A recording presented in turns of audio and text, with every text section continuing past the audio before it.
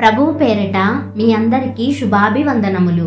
ఈ రోజు మన అనుదిన వాక్య ధ్యానమైన ఎడారిలో సెలయేర్లలోని వాక్యము. ప్రియులారా, మీకు మీరే పగ తీర్చుకొనుకుడి. రోమీలకు రాసిన పత్రిక 12వ అధ్యాయము 19వ వచనము. కొన్ని సందర్భాలలో లేచి ఏదో ఒకటి చెయ్యడం కంటే చేతులు ముడుచుకొని కూర్చోవడమే కష్టంగా ఉంటుంది. తొణకకుండా ఉండగలగడం గొప్ప శక్తి గల వాళ్ళకి చెందిన లక్షణం. అతి నీచమైన అన్యాయమైన నేరారోపణలకు యేసు ప్రభువు మౌనం ద్వారానే జవాబిచ్చాడు.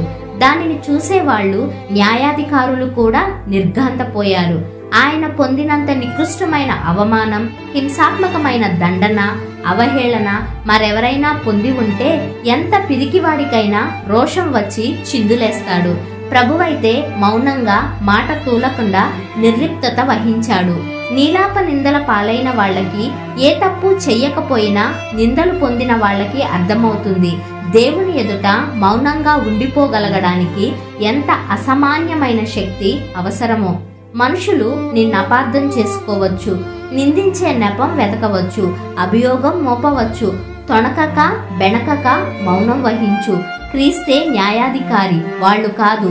భయం వదిలి నీ మౌన బలం చూపించు. పరిశుద్ధుడైన పౌలు అన్నాడు కదా, ఇవేవి నన్ను కదిలించలేవు, ఇవేవి నన్ను గాయపరచవు అనలేదు. గాయపరచడం వేరు, కదిలించడం వేరు. పౌలుది చాలా సున్నితమైన హృదయం. పౌలు విలపించినంతగా మరి ఏ అపోస్తులుడు విలపించినట్టు కనపడడు. యేసు ప్రభువు కన్నీళ్లు కార్చాడు. లోకంలో ఉన్న మగవాళ్ళందరిలోకి ధీరత్వం గలవాడు ప్రభువు. అందుకనే ఇవేవి నన్ను గాయపరచవు అనడం లేదు పౌలు.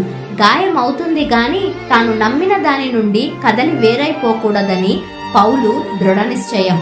మన అభిప్రాయాలు కావు పౌలుకున్న అభిప్రాయాలు. సుఖవంతమైన జీవితం గురించి అతడు అర్రులు చాచలేదు. ఇహలోకం గురించి ఆశలేమీ లేవు. క్రీస్తుకి నమ్మకమైన సేవకుడిగా ఉండాలన్నదే అతని ఏకైక ఆశయం.